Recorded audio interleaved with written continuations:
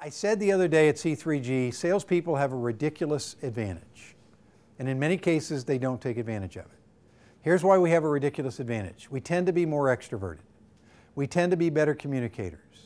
We actually like the notion, in many cases, sales and business development people, of going out and calling on new people and meeting new people and all those kinds of things. And we tend to have really, really good written and verbal communication skills. Okay? Do you know that the average job seeker has almost none of those? In many cases, they have technical competence in whatever they have technical competence in, but they don't have any of those skill sets. So here's my theory. Okay? My theory is sales executives, somebody in a hiring position, manager, director, VP, whatever level you're talking about, what they would most like and be most impressed with is a job seeker who actually demonstrates their selling skills in the process of job transition. You with me? And think about that. I mean, if you can't do that, and they're underwhelmed by your ability to manage all aspects of that process, then what's the likelihood they're going to be super impressed with your ability to do all the things you didn't do in transition in a territory? You with me? They will eliminate us if we don't do that well. So what does an executive want to see? I would argue sales execs want to see the following. Can you all read that? Do you know your product? Simple equation, again the parallel, right? What I mean by that is, are you clear about what it is you do and where you add value and specifically what you want? I think one of the biggest problems I'm seeing with people in transition is those who say, well, I've done some of this and I've been hunter and I've been farmer and I've been this and I've been that and I've even got some customer service background, and by the way, I worked in a liquor store when I was 17, so I think I could do any of those things. Now what's the listener hearing? I don't have a clue. I'm sure you're good at some things. I'm just not willing to make a bet that you're best at what I really need the most. You with me? Second thing they want to see, do you know my business? Gang, this is a huge gap for the average job seeker. This is why I say don't treat all customers and all prospects and all hiring companies alike. You have to decide, think of it this way. I have just assigned everybody in this room a territory. You're all in my sales organization. You know what your product is, right? Anybody unclear about their product? Okay, in case you are, we have a different problem. But you all have a very individual product and you know what your product is.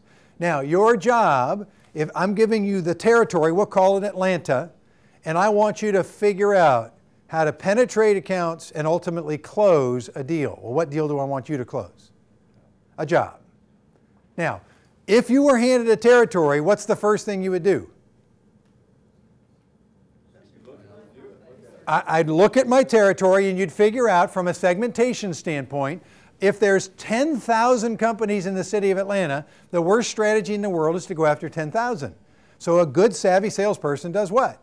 They figure out which 33 accounts actually have a good fit between my skill set and my experience and their needs. Because my resume basically sings all the things that they have, and there's parallels, and I can draw the connections, and et cetera, et cetera. Because if I just have the world is my oyster kind of an attitude, again, the average sales VP or director of sales says, well, wait a minute, get focused, right? So another good thing, when you get down to the 33 people, what do we need to know? The 33 companies. Do you understand my business? So what it requires us to do if we're taking over this new territory is we better get smart about what business they're in, are they growing, are they shrinking, what are their key initiatives, who's in there that I know, all the kind of getting the dots connected. You with me? Because the worst thing you can do is go interview for any job and know relatively little about the company. And do you know that if somebody interviews the average 10 people, that I would argue 80% of those 10 people don't know very much at all about the target company. Why not? Because we tend to get spread thin, or thinly for you English majors, okay? We tend to get spread too thin in this process. Do you have a plan? If I hired you as a salesperson to go fill your territory and find a job, do you have a plan and are you executing it? Here's what I put down on my little scribble sheet. Your plan includes, how am I going to get access to executives? My plan includes, can you truly differentiate yourself? So if I did that little exercise I talked to you about an hour or a half hour ago, and I said, what really makes you different? And then you look at the list and you say, oh my goodness, that doesn't sound very different at all. And if they saw 500 resumes, it would be the same 500, all 500 people would be saying the same things. I always want to challenge you guys to say, what is uniquely different about you? And I have rarely seen somebody who doesn't have some unique capabilities. When you have those unique capabilities, that ought to inform the target companies you focus on in your territory. You with me? This is just Sales 101. And if somebody is going to hire you as a salesperson and they were to ask you the silly question, tell me about your territory plan and sales strategy to find this job, if you can't articulate these basic things, I wouldn't hire you. You with me? This group ought to have that competency above all others. Do you follow up effectively? Great salespeople are good at follow-up. After an interview, after whatever. Now, I'm never a fan of what I call the generic follow-up. Hey, really enjoyed the interview 3 days ago. You asked me to get back to you and wondered if anything's new. Well, guess what happens on those? Nothing. They don't respond. So what's the alternative? Follow up, but add value. Send them hey, I'm really interested in this job, and as evidence of that, I've sat down and said, if we mutually decide we want to work together, what would I do in the first 90 days? And I wanted to send you the 90-day plan I put together.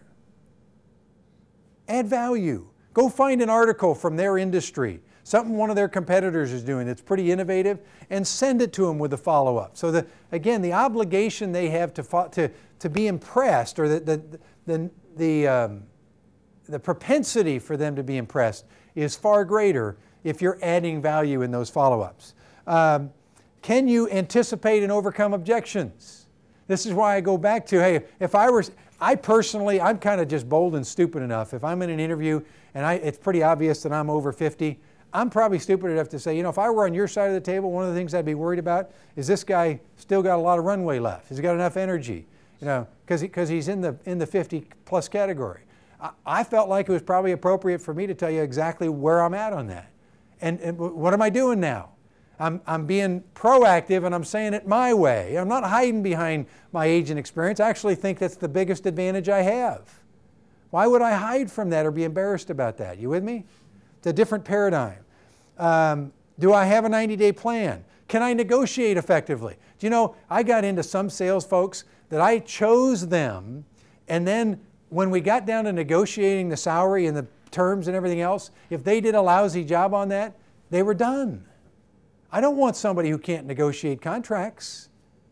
You with me? But we have a tendency to cower. We have a tendency to kind of question, is this going to be okay? And I keep telling people, well, once you've been chosen, particularly as a salesperson, one of your jobs is to show them and demonstrate that you're effective at negotiating in a professional way. And if they taken back by this, literally call them on it. One of the reasons I think this is important is I want you to know I'm going to be the same kind of advocate for your company as I am for my family. Now, is that a negative or a positive? You bet it is. All I'm asking you to do is to be a salesperson in your job transition. Now, one last point, and then I promised I would get off in the next 4 minutes. The last point would be, I actually think the worst thing you can do is find companies that have sales openings. Now let that marinate for a second. What do you mean by that, Peter? That seems like the stupidest thing I've ever heard. Here's my point. If you look at the average sales manager who has 10 or 12 people working for him, okay? I would argue over the course of my entire career, I think I can say with confidence that 3 or 4 of those 12 people are deficient. right? Now, why haven't they fired him? It's a hassle.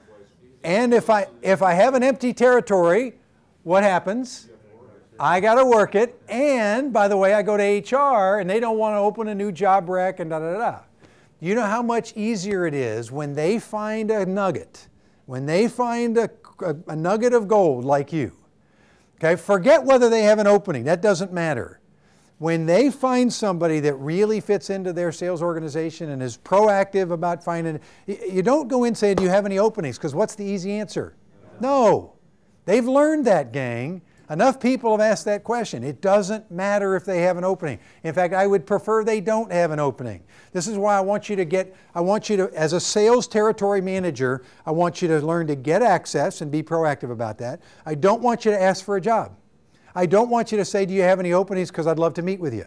What I want you to do is literally go have a business discussion with sales leadership, sales management kinds of people, and say, I've been in your world, I know a lot of people, I'd just like to compare notes. I'll bet you've got some great advice and counsel for a guy like me. Whether you have openings doesn't matter to me. I want to be able to have a dialogue and get your advice. You know, a funny thing is, particularly salespeople, they love to be asked for their advice and counsel. Right? I'm telling you, we love to be asked for our advice and counsel. So use that to your advantage. Now, if in the 20 or 30 minutes they spend with you, they fall in love with your background, and you act like you're managing a territory and you demonstrate to them that you're proactive, what is that manager going to do when he goes back to his office and looks at his ranking and he sees these 3 folks at 20% of quota? What's he going to do? I'm going to step up my performance management. I'm going to go to HR and say, you know what, I'm going to make a move on this person, but I'm not going to make a move on him until you give me commitment that I can replace him, and the wheels of progress start moving. Here's the beauty of that, gang. When you go with that approach, you're the only one potentially who knows anything about what's going on in the halls of that organization. When a job opening comes out, it's a little bit like a stock tip. When I hear about a stock tip, what can I be assured of? 40,000 other people know about that stock tip. It's too late. And as soon as the world knows about an opening, it's too late. Great salespeople don't wait until somebody advertises that they need your product. What do? They go create relationship, they gain access, and they don't worry about openings. They try to understand the needs. Again, we're not selling purely. We're trying to create a business dialogue. You see what I'm trying to challenge you guys to do? Stop being reactive.